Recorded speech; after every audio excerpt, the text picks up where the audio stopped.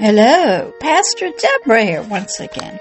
And I am coming to you with another episode of the Agape Love, Love is Here podcast, a voice of light in the darkness, the oppressed spirit. We're beginning episode number 36 today, and it's called A Life-Giving Spirit. Remember, we've been working through that humanity is basically an oppressed spirit, and they don't even know it. Some do, but most don't.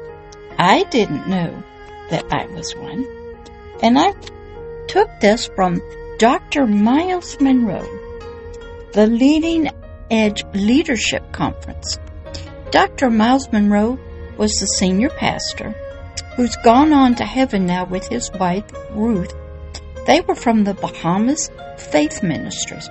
I was a student of his, long distance. I read all of his books, and I watched him live Sunday mornings, and I watched all his conferences. He had a unique perspective of who humanity was, because he grew up in the Bahamas as a child when it was a colony of England. Even though he was of African descent, he was taught British history, British language, British rules, not African. He was never taught the African history from his parents and grandparents. And so he learned that he was ignorant also. Then God had to show him, but you're ignorant about this spiritual kingdom, spiritually called heaven, and that we were spiritual kings, and we didn't know it. So out came this oppressed spirit teaching from him that I watched and tweaked and added to, and I learned, and I've been bringing it to you, so you too will learn about that you are probably an oppressed spirit, ignorant of who you really are spiritually, the kingdom that you came from, what kind of authority and dominion spiritually that you have. So let's pick up in episode number 36, where we were talking about being a life-giving spirit. Even if you believe in a God, which I'm going to say almost 100% of humanity always has. You may believe in gods, or you might believe in great beliefs and confessions, but everybody, most of the time, without them knowing it, was trying to become who we really were, which we were told in a scripture in the Authorized King James Bible in Genesis 1:26 through 28. We were blessed to be leaders, kings, and rulers, to have dominion and authority on earth, over the earth. That means our dirt body and our souls. And we were to rule in righteousness, truth, and justice, spiritually. So that nature, the five senses, the natural world, that other realm, other than the spirit realm, could see and experience and know the kingdom of heaven through us, through our leadership and dominion. That didn't happen, as you know. But I did learn that you can still be spiritually oppressed and believe in a God, follow prophets, follow religious texts, pray, do fasting. You can still be oppressed and not have your will set free. And you can still be a potential captive of ignorance, darkness, many spiritual things that you don't even know. And so you have to be taught slowly. You have to become a student, get under a master teacher. Nowadays, there's plenty of books, there's audio books, there's videos, there's teaching, there's all kinds of help. And you don't even have to go in person anymore. There's studies online. There's all kinds of history. You know, I studied the ancient Egyptians, and even before that, to study about the ancient gods and our belief in gods and our relationship to them. You have to go back to our beginnings and study our relationship to spiritual things. and how we interpret them and tried to connect with them in so many different ways. Well, you got to have some spiritual reality, some information, if you're going to become unoppressed and become a true and free spiritual forever person who is a king of the kingdom of heaven. You might call heaven paradise, the afterlife, or other names. It's pretty much the same. And there's only one God up there, which you may call him many different names, and it's his kingdom. And he's trying to bring all of that knowledge to us. And it's just having a hard time to do that. So here in number 36, we've discovered that we were to be a life-giving spirit, sort of like a tree producing fruit. And people could come to us and see our light, our fruit, our knowledge. They could listen to us. But most of us, the stuff we are producing is evil, wicked, dark, hateful, envious, jealous, full of horrible pride and lusting, and it's not righteous fruit. But you're to become a spiritual tree that produces sweet and beautiful, majestic fruit, knowledge, truth, love, joy, peace. But most of us, I was one, we were trapped in this oppression, even if we were in some form of religion.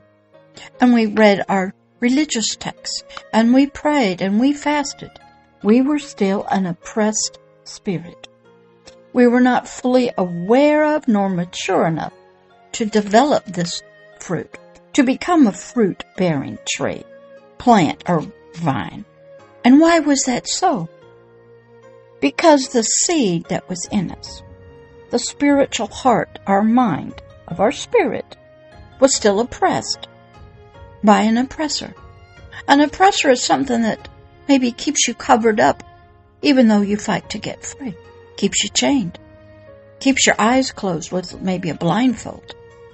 Or maybe your brain isn't working right, and you're sort of deaf and blind and maybe dumb, which means having no knowledge. Some kind of an oppressor was there, and we needed to be set free of that. Was that a spiritual thing? Could be. Was it just ignorance? Could be. Was it just confusion, perversion? Could be. Was our soul in charge over our spirit? Probably. Were we more of a soulish and physical being than a spiritual being? Yes. So our spirit has to get free.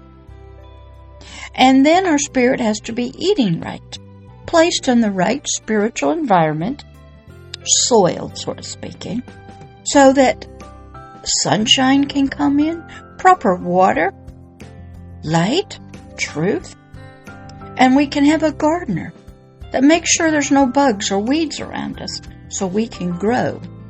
Sort of another example would be like a child. It needs to grow in the womb. It needs food and water it gets from the mother. Then it comes out and it must be fed. And over years it grows and grows and grows, if it gets the right food and is sort of properly watered. So you can look at yourself as a plant that has a seed in it. The seed needs to be planted in the right soil and receive the right types of nutrients and sunlight and water. Or you can see yourself as a child, sort of like an egg and a sperm come together, and it starts producing another physical body where the spirit can inhabit. But this all takes time. And until you're completely free, you are an oppressed spirit. And your will, your desire, your strength is broken. You might have a teeny-weeny fraction that wants to be free and to know what the truth is.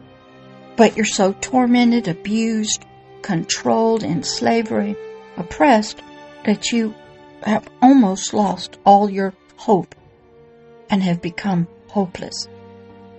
And that you have settled in to being a slave of some type of oppressor.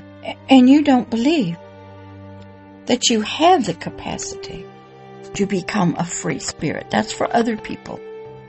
Some people believe it will never happen in their earthly lifetime. And so they choose, say, suicide to be free, because they have no alternatives to get free of this oppression. And they don't know what freedom is. They don't know who they're to be. But trying to get free of the oppression, of being oppressed, even spiritually, is so hard for so many. For the oppressed spirit and its broken will, one must get set free through spiritual deliverance and healing. That's for the spirit. In the soul part, that's where mental health counseling comes in, and friends, and support groups, and education, and knowledge. But when you're dealing with the spirit, it's a whole nother realm. It still needs hope and healing, and it needs love and support, and it needs what we call deliverance, getting set free of certain things that it may not even know are controlling it. The spiritual mind, the heart, has to be set free. And then slowly be fed new truth and light. And then slowly what will happen is the spirit will begin asking questions. And it will get answers. And it will reject everyone's spiritual opinion about itself, except what its deliverer, which is the King of the Kingdom of Heaven, called the Heavenly Father, tells it. When one starts getting free, and you can see this in movies, where slaves try to become free, their controllers, their oppressors, fight back and kill them. Spartacus is a great movie to watch from ancient slavery, and how the slaves tried to rise up and be set free. You can see it in all cultures, all ages of time, slavery and slave owners, and oppression for the physical body and spiritually. You can see it spiritually through a lot of ignorance, because our spirits and our soul are trying to find a connection to God's. That's true since day one in humanity. When you become set free, delivered, and your will begins healing, you begin learning who you are. Slowly, if you have the right teachers, the right spiritual environment, and you get the right knowledge, you will learn that you were called to be a king and a ruler, and you are now reborn into those new ideas, which are ancient and old. It's an everlasting covenant. Genesis 1:26 through 28 of your Creator. It's an everlasting covenant to you. That starts being planted in your spirit, in your spiritual mind, and it starts growing. As God waters it with His agape love, His light and truth, He shows you through many different demonstrations. That seed of who you really are begins growing in your spiritual heart and mind. And then you declare it to yourself, and you choose to be free of the oppression and the oppressors. And as layers and layers of darkness, confusion, ignorance become light, and you become set free and delivered, things start changing. And I want to stop right here. Even though you may have a small desire to be set free and healed, it is very frightening.